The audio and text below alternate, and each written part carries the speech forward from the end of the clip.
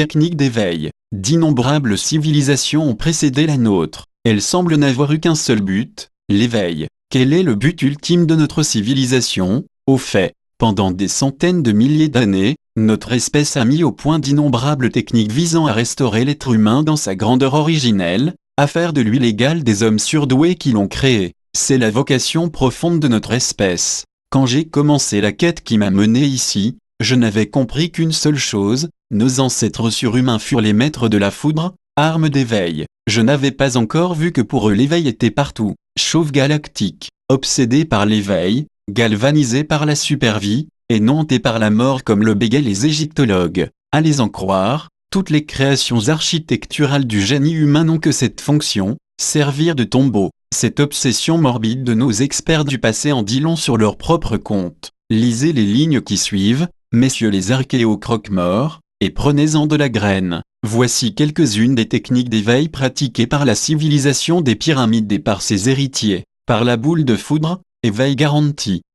Magritte la foudre, et notamment la foudre en boule, recueillie dans des temples dédiés, créait une surtension du système nerveux susceptible de déclencher la montée de Kundalini et l'éveil. La foudre qui éveille au culte d'Isis est devenue le culte de Sol Invictus qui se fondera ensuite dans le christianisme. Les pyramides sont parmi les plus perfectionnés des temples d'éveil fulgural. D'autres sites mégalithiques comme Avebury ou Stonehenge ont joué un rôle majeur. La géoénergie ou vril a été utilisée avant, pendant et après la foudre, à peu près dans les mêmes conditions et dans les mêmes temples. Ce fameux vril, qui rejoint et dépasse l'électricité, est composé de l'énergie atmosphérique et tellurique, de la gravité et du magnétisme. Là encore, c'est une surtension du système nerveux qui apporte l'éveil de la Kundalini. Caisson d'éveil. On voit l'alimentation par câbles électriques. L'éveil électrique utilise le même principe de survoltage du système nerveux. Il était pratiqué dans des caissons comme on voit sur l'image ci-dessus,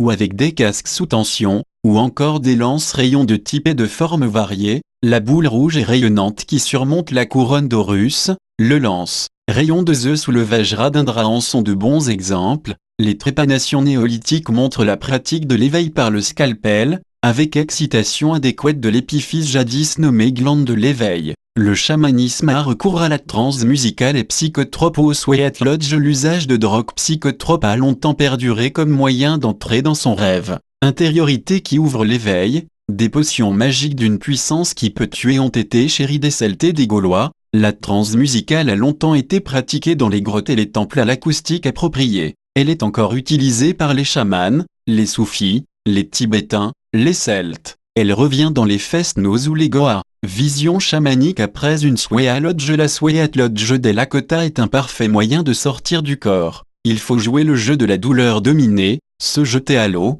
même bouillante. La sortie de corps dépend de cette discipline. Elle a malheureusement tendance à devenir plus récréative que créative. Veillons à ce que la Sweat Lodge ne devienne pas le club med des bobos New Age. La libre pratique des guerriers Lakota étant régimentée par les héritiers Lakota, et tout ce bazar se transforme en religion. À fuir, donc. Bien d'autres méthodes ont été utilisées au fil des âges. Le pouvoir les a d'abord encouragées, puis tolérées, puis combattues. À présent presque tout ce qui amène à l'éveil est jugé dangereux donc illégal. Certaines de ces techniques existent toujours, mais sans leur fonction première, le temps les a dévoyées. Ainsi la Sweat Lodge est devenue le sauna finlandais ou le hammam arabe. Tout au plus hygiénique, ils n'ont plus rien de sacré. Goagil en maître de transe, il ne lui manque que le nagal. La transe musicale, très en vogue chez les jeunes, est pratiquée sans maître de transe au sens soufi du terme, ce qui interdit la catharsis individuelle qui prélude à l'éveil.